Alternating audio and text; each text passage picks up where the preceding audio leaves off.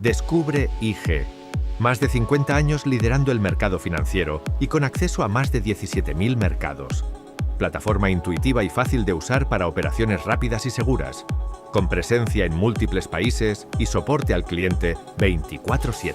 Contamos con la confianza de más de 313.000 clientes en todo el mundo. Lleva tu trading al siguiente nivel.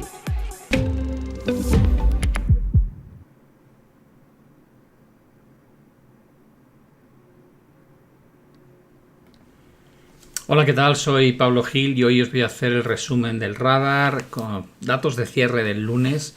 Ha habido una volatilidad extrema. Como veréis ahora, todo depende de cómo cotiza el petróleo, que se ha convertido en el gran termómetro, pero no vamos a anticipar cosas porque en el plano de los datos macro también hay información relevante. En Estados Unidos la semana ha sido claramente negativa. Hemos visto como el PMI compuesto ha bajado de 53 a 51,9 y no estaba del todo esperado, se esperaba un dato de 52,3. Por otro lado, los datos de empleo también son preocupantes, no tanto por la tasa de desempleo que sube de 4,3 a 4,4, lo cual es un cambio muy pequeño, pero sí cuando analizamos el dato de los non-farm payrolls, es decir, la creación de puestos de trabajo que no incluyen el sector agrícola, y donde hemos visto que se ha producido una destrucción de 92.000 puestos de trabajo cuando se esperaba realmente una creación de 58.000 puestos. Todo esto además se ve ratificado por un muy mal dato de los puestos de trabajo en el sector privado, donde también se ha producido un desplome hasta los menos 86.000, cuando se estaba esperando un dato positivo de más 65.000. A esto hay que añadir un repunte de una décima en la inflación salarial que pasa de 3,7 a 3,8. Como veis, los datos en términos de actividad sufren un pequeño desplome respecto a lo que se esperaba. Por otro lado, los datos del mercado laboral, que veníamos de una recuperación el mes anterior, pues han vuelto a dar un signo de que las cosas no están del todo claras, y esto hace muy compleja la decisión de cara a la próxima reunión de la Reserva Federal, porque vuelve otra vez el fantasma de un potencial deterioro del mercado de trabajo, mientras que se espera que con el movimiento que ha habido recientemente del precio del petróleo al alza, pues la inflación tienda a repuntar y no a moverse hacia el objetivo del 2%. Pero no anticipemos nada, ya veremos lo que decide Jerome Powell en la próxima reunión. Como decía antes, casi toda la atención está puesta en el desarrollo de la guerra que se libra en Oriente Próximo entre Israel y Estados Unidos contra Irán. Y como decía al principio, el petróleo se ha convertido en ese termómetro de cómo está la situación geopolítica en torno al estrecho de Hormuz, por donde transita no solamente una quinta parte del petróleo, sino también una parte importante de los derivados del crudo y sobre todo un 20% del gas natural. Por tanto, casi la mitad de todo lo que es el foco energético pasa por este estrecho, y hemos visto cómo el arranque de la sesión del lunes fue dramático, con una subida que a nivel intradiario llegó a alcanzar los $118 barril, pero que al cierre de la sesión de este lunes hemos visto cómo el precio remitía de forma muy notable hasta los $90 barril, tras unas declaraciones de Donald Trump diciendo que la guerra está mucho más avanzada de lo que tenían calculado a priori, esas 4 o 5 semanas de las que nos hablaban, y dando a entender que podría acabar en breve. En este momento los inversores están reaccionando positivamente a esos anuncios a la espera de comprobarse si realmente estamos en las fases finales del conflicto o si por el contrario la guerra puede extenderse durante más semanas. Algunos analistas hablan de una carrera a ver quién se queda antes sin medios, en el caso de Irán, sin esas lanzaderas que le permiten atacar con sus misiles y sus drones a los países del Golfo, mientras que por el lado de Israel y Estados Unidos la duda es cuánto material o cuántos misiles antidefensa tienen, que es lo que de alguna manera está protegiendo a Israel de los ataques continuos por parte de Irán y también de algunos otros países de Oriente. No se sabe muy bien porque cada uno maneja la narrativa para influenciar al otro, pero ahí va a estar la clave. Si realmente Irán está perdiendo capacidad de reacción contra los ataques que recibe, evidentemente el final del conflicto como tal probablemente esté cerca, aunque luego el panorama que se va a quedar en términos internacionales de inestabilidad en la región probablemente va a durar mucho más tiempo. Pero para el inversor lo que más interesa ahora es que se pueda anunciar el final de la guerra, con la implicación que tendría de un crudo que volvería a cotizar más cerca a como estaba antes del conflicto, en lugar de como está ahora, por encima de los $90.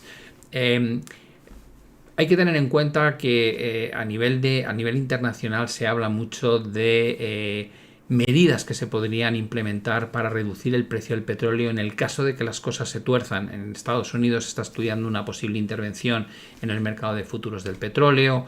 También están hablando de la posibilidad de liberar reservas estratégicas. En su momento ya lo hizo Biden. Y es algo que también se está empezando a valorar en la Unión Europea, y mientras tanto pues hay varios países de Oriente Próximo como Arabia Saudí, Emiratos, Kuwait o Irak que lo que han tenido que hacer es reducir la producción por motivos de seguridad, con lo cual nada está dicho todavía de forma definitiva, pero nos vamos con el cierre del lunes con la sensación de que tal vez lo peor ya lo hemos vivido. Si miramos el gráfico para que podáis ver exactamente cómo ha reaccionado el petróleo, ahí veis lo que os comentaba, un movimiento dramático a la apertura de la sesión con subidas muy importantes, aquí marcadas con niveles cercanos a 116, y cómo a lo largo del tiempo, si nos vamos a un gráfico intraday, vemos cómo tras ese gap de apertura enorme que se produce aquí y el ascenso hasta cotas de máximos, luego el mercado ha ido retrocediendo y situándose en este momento en los $87 barril.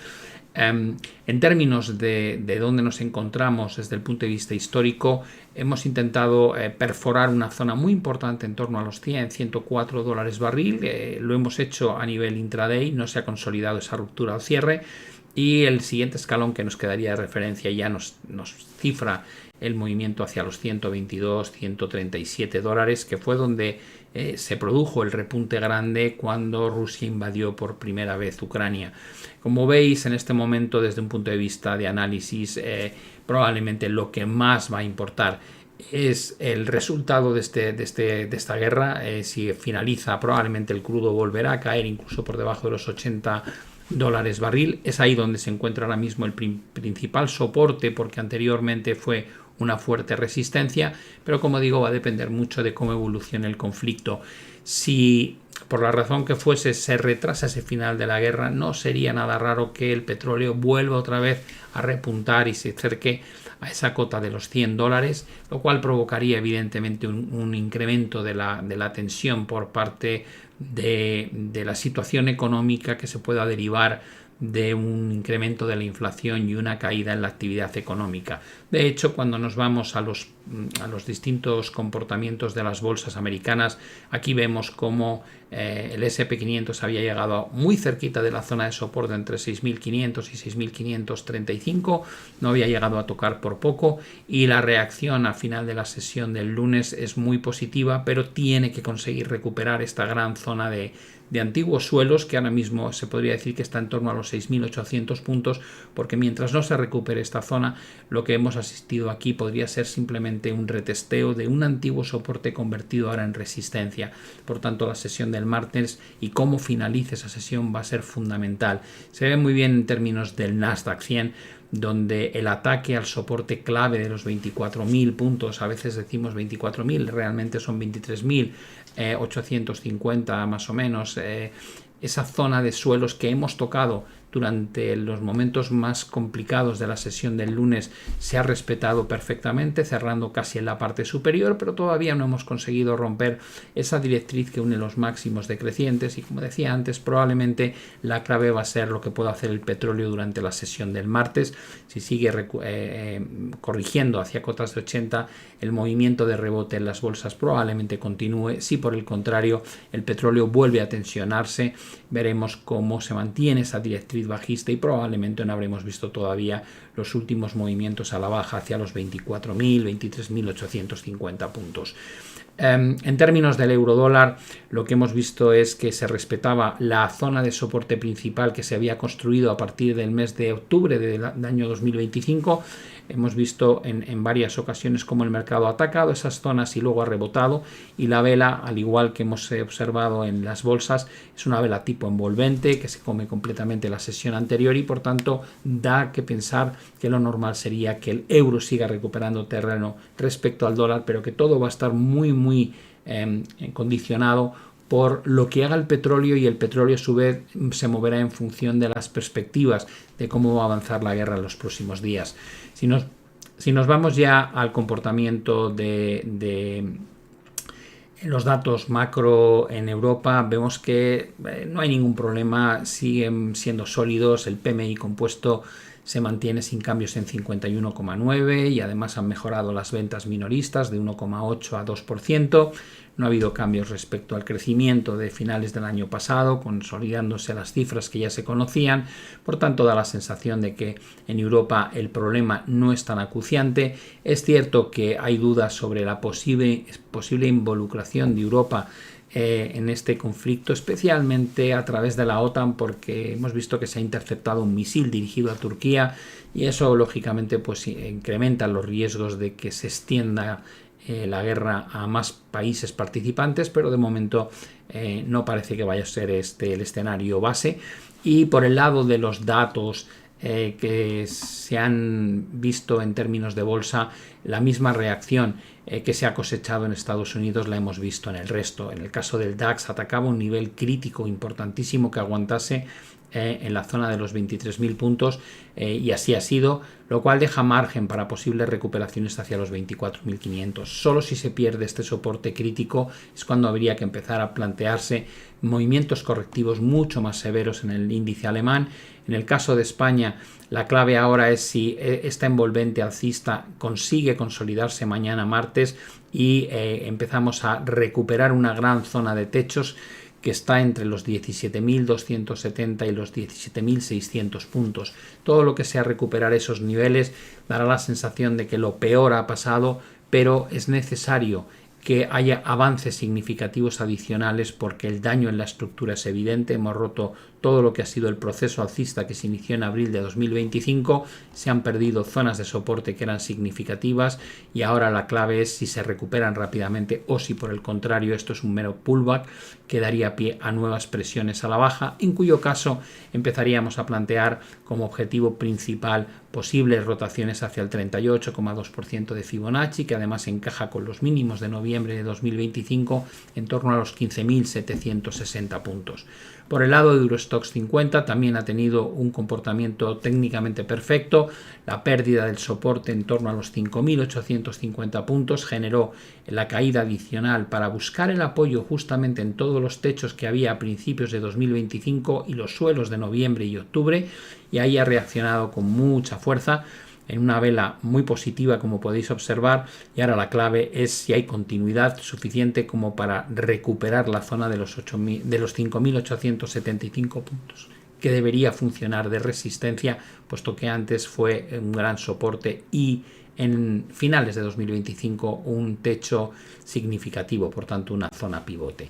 Estamos pendientes de ver si este rebote que se ha iniciado al cierre o casi al cierre por la tarde del lunes, el martes se consolida como el final de la caída, o si por el contrario es un mero pullback a la zona de resistencia para un nuevo retesteo más adelante de la zona crítica en torno a 5.550. Por el lado de lo que está pasando en otras regiones como es Asia, hay datos tanto en Japón como en China. Japón sigue mostrando bastante solidez en sus datos. El PMI compuesto sorprendió al alza con un 53,9 respecto a 53,1 del mes anterior. El coste de financiación, que era una de las grandes preocupaciones de los últimos meses, sigue relajándose, y luego el indicador tanto de la situación económica presente como la situación futura, es decir, los indicadores adelantados, también han sorprendido con datos mucho más positivos que los que traíamos el mes pasado. Por tanto, desde el punto de vista de Japón, da la sensación de que desde luego el problema no viene de la evolución económica, más bien de la exposición que tiene como principal importador de crudo Oriente Próximo, y de ahí que le haya hecho tanto daño recientemente, y ahora lo veremos en el gráfico. Por el lado de China, los datos no son positivos, el PMI compuesto ha vuelto a caer desde 49,8 a 49,0, la inflación ha repuntado de 0,2 a 1%, pero realmente la señal más preocupante ha venido por las declaraciones del gobierno chino, que han presentado el nuevo objetivo de crecimiento previsto para este 2026 y lo han bajado al rango 4,55%, lo cual quiere decir que abandonan esa línea roja que se marcaban antes de que el crecimiento estuviese soportado por encima del 5%. No son cambios grandes, pero el abandonar ese objetivo del 5% y dejar un rango por debajo sí da una idea de la dificultad que está atravesando la economía del gigante asiático en este momento. Si miramos el comportamiento de los índices del Nikkei y de la bolsa china, nos encontramos con un patrón muy similar al que hemos visto en las bolsas estadounidenses y europeas, con una vela claramente envolvente que se come el desplome del día anterior. Además, a pesar de perderse este soporte en torno a los 51.800 puntos intraday, lo cierto es que el mercado luego ha reaccionado muy positivamente, y ahora la gran pregunta es si esto es un pullback al canal roto, un poco en línea con lo que estábamos comentando en Europa y en Estados Unidos. Si el movimiento acaba aquí, evidentemente las noticias no son buenas, pero con una envolvente, la probabilidad de que si mañana tenemos una sesión positiva, es probable que recuperemos buena parte de la caída que se ha aglutinado en la última semana. Por el lado de China, la situación es más compleja. Se perdió un soporte muy importante, pero todavía sigue aguantando la directriz alcista que arranca, como veis, en enero de 2024, y aquí está la clave. También aquí hay una vela envolvente muy clara, por tanto un patrón similar en casi todas las áreas geográficas, tanto si hablamos de Asia como de Europa y de Estados Unidos. La clave va a ser si el rebote que se ha iniciado en la segunda parte de la sesión del lunes tiene continuidad el martes, y sobre todo cómo cierra el mercado en la sesión del martes día 10, porque eso nos va a dar una pista muy clara sobre si lo peor ha pasado ya o si por el contrario esto es un rebote que actúa de pullback a niveles críticos de techos, y en el caso de rechazarse el movimiento a la baja probablemente tiene todavía bastante recorrido. En términos del dólar yen, vemos como también la divisa se ha acercado a la antigua zona donde se rumoreaba que estaba interviniendo el Banco de Japón, lo cual quiere decir que es muy probable que si el dólar se sigue fortaleciendo contra el yen por encima de 159, volvamos a escuchar ruido sobre que el Banco de Japón está dispuesto a defender la depreciación del yen de forma agresiva. Ya sabemos que lo llevan haciendo desde hace prácticamente 3 décadas. Lo normal sería que no permitan que se produzcan extensiones por encima de 160 fácilmente, porque ello recuerda que nos podríamos meter en un problema de confianza que evidentemente el gobierno japonés no está dispuesto a aceptar, sobre todo ahora con los pronósticos y las promesas de la nueva primera ministra Sanae Takaichi. Con lo cual, atentos a esa zona de 159, donde probablemente si hay presión al alza, veremos al Banco de Japón tomar cartas en el asunto y anunciar potenciales intervenciones. No obstante, si las bolsas recuperan desde aquí, lo más probable es que el yen vuelva a ganar algo de terreno contra el dólar. Si nos vamos ya al comportamiento, a hablar un poco de la situación geopolítica, no hay grandes novedades en el conflicto que se libra entre Ucrania y Rusia. Vemos el mismo patrón de desgaste de las últimas semanas. No nos encontramos con progresos relevantes tampoco en el plano diplomático, y más allá de la preocupación de Zelensky de que si la guerra en Oriente Próximo se enquista y se convierte en un conflicto que dura meses, teme que las ayudas que pueda recibir por parte de países europeos o el armamento que le llega a través de Estados Unidos, aunque sea pagado por Europa, pues pudiese tener algún tipo de disrupción, lo cual sería evidentemente muy negativo para ellos. Para Rusia, lógicamente, el conflicto en Oriente Próximo es importante porque con una subida muy notable del precio del petróleo, evidentemente a Rusia, que es su principal pulmón financiero, le interesa que el precio del crudo esté elevado y no que vuelva a los niveles antes del conflicto. No hay tampoco grandes novedades en el lado de Gaza e Israel. Hemos visto que domina esa calma tensa, pero que ha pasado a un segundo plano cualquier plan de entrega de armas por parte de Hamas, porque todo el conflicto ahora se centra en los bombardeos de Israel hacia Irán y los ataques que está librando contra Hezbollah en el Líbano. Por tanto, poca atención a los conflictos que hasta ahora marcaban un poco la senda de preocupación geopolítica, porque ahora con Oriente Próximo todos los ojos están puestos en cuándo se produce el final de la guerra en Irán. Por el lado de otros activos que merezca la pena analizar, me gustaría repasar con vosotros lo que está pasando con el oro, la plata y las criptomonedas. Ya veis que el oro se mantiene bastante estable, mantiene sin cambios su tendencia alcista estructural. La zona de soporte donde podría ser interesante buscar algún tipo de rebote está en torno a los 4.800 puntos, 4.850. De momento ni siquiera se ha acercado a este nivel y la estructura invita a buscar compras en las caídas, teniendo en cuenta que el entorno geopolítico sigue favoreciendo a un activo refugio como el oro y además siguen presentes las compras por parte de bancos centrales. En el caso de la plata, este comportamiento es similar. Vemos que no ha vuelto a acercarse a la gran zona de soporte en torno a 69-70 dólares la onza. Parece que estamos simplemente atravesando por un proceso de consolidación lateral después de haberse roto el crecimiento exponencial en que habíamos estado inmersos a finales del año pasado y principios de este año, pero la estructura sigue siendo claramente positiva, con dos grandes niveles a tener en cuenta en el medio-largo plazo. La cota en torno a 69-70 como punto de rebote desde el punto de vista de trading y el nivel estructural en torno a 50-55 para aquellas posiciones más de largo plazo, porque si se produjese una caída hasta ese nivel, evidentemente sería un pullback perfecto a los máximos históricos antiguos del año 1980 y 2011. Por tanto, en ambos mercados yo creo que hay que seguir aprovechando las correcciones para buscar rebotes.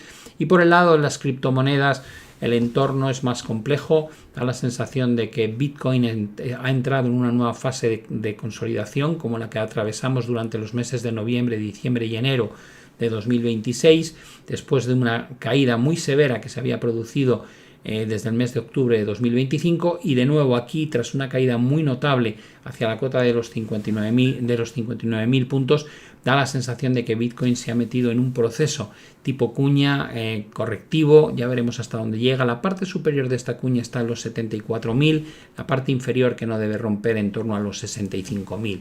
Y en el caso de Ethereum nos encontramos con un patrón bastante similar. Como podéis observar, caída muy severa a finales del año pasado, fase triangular de consolidación lateral, nueva caída muy severa y otra fase de consolidación en forma de cuña. Por tanto, la sensación que da con las criptos es que no se ha acabado el cripto invierno. Por el lado de Ethereum, por abajo, si hubiese un descalabro saliendo de esta fase de consolidación lateral, el punto clave, en mi opinión, de medio-largo plazo está situado desde el año 2022 en el entorno de 900 a 1.390 puntos. Ahí sí que creo que merece la pena empezar a construir otra vez cartera en Ethereum. Y en el caso de Bitcoin, el punto equivalente de largo plazo que podría ser interesante es cualquier entrada en la zona de los 48.000 a los 55.000 puntos. Probablemente en esos niveles también merece la pena empezar a cargar ya posición en Bitcoin. No porque el cripto invierno haya terminado, pero sí porque estaríamos muy cerca de las proyecciones previstas, y ante la duda de si vamos a llegar o no a ver esos 40.000 puntos como objetivo definitivo, la cercanía, si llegásemos a 48.000, 55.000, invita a empezar a poner esa posición en juego, aunque sea de forma paulatina, para cargarla durante los próximos meses. Como veis, el entorno es tremendamente complejo desde el punto de vista geopolítico. Las palabras de Donald Trump han sido como vaselina para la recuperación de los mercados. Ahora la pregunta es si es verdad o no, hasta qué punto estamos cerca o no de ese momento final en el conflicto. Yo creo que va a haber dos fases. Una es el conflicto armado, es decir, la posibilidad de que se consigan de alguna manera evitar que Irán pueda responder con misiles y con drones a los ataques que recibe. De ser ese el caso, esa parte, digamos, del conflicto armado la daríamos por concluida. El mercado lo celebraría clarísimamente con recuperaciones de buena parte de la caída que hemos vivido. Y luego está la segunda parte. La segunda parte es en qué situación queda Irán después de que el hijo de Jamenei haya sido nombrado por todo lo que es el clero eclesiástico del grupo como sucesor del líder anterior. Es una reacción claramente en contra de lo que se esperaba. Donald Trump quería a alguien que pudiese controlar. Este no es el candidato, lógicamente, que han previsto los ayatolás, que han buscado justamente lo contrario. Es una continuidad del régimen anterior, y probablemente esto lo que va a desatar es un entorno internacional complejo, pero que si no lleva consigo el bloqueo del estrecho de Hormuz y los ataques a otros países de Oriente Próximo, probablemente los inversores empezarán a asumir que esta es la nueva realidad y convivirán con ella, igual que hemos hecho con la guerra que se libra en Ucrania. Por tanto, la clave, en mi opinión, está en si realmente acaban los bombardeos tanto por parte de Estados Unidos e Israel hacia Irán, como las respuestas que está dirigiendo el régimen de los ayatolás contra el resto de la región. El movimiento del mercado va a seguir con extrema volatilidad, probablemente al son de las noticias que nos vayan llegando. No lo perdáis de vista. Recordad que la ventaja que tienen las opciones barrera es que hay un knockout, que quiere decir que se respeta el stop loss con independencia de si se produce un gap que supera ese stop previsto, y en este entorno es un instrumento idílico para protegernos ante noticias que se pueden dar cuando el mercado está cerrado. Como siempre, agradeceros vuestra atención, suerte a todos con vuestras inversiones y nos vemos ya en la próxima emisión del Radar. Un saludo y hasta la vista. Descubre IG. Más de 50 años liderando el mercado financiero y con acceso a más de 17.000 mercados. Plataforma intuitiva y fácil de usar para operaciones rápidas y seguras. Con presencia en múltiples países y soporte al cliente 24/7. Contamos con la confianza de más de 313.000 clientes en todo el mundo. Lleva tu trading al siguiente nivel